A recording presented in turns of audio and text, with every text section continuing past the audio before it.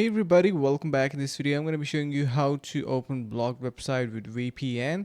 So over here I have the site, and once I try to open it, you can see it is going to be just loading and loading up and not going to be um, working. So what you can do is simply head over to your VPN, and you can see you can install your NordVPN onto your device, or what you can do is simply use this extension, and you can see we have over here.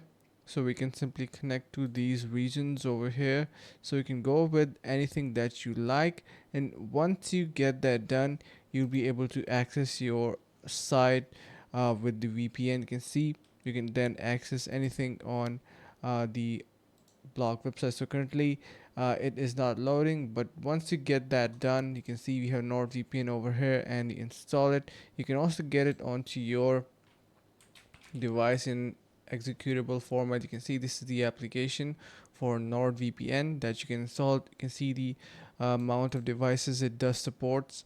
So yeah, so this is a really easy way to do it. I hope this helps. Make sure to head over to the link in the description below to access NordVPN today and unblock any type of desired site.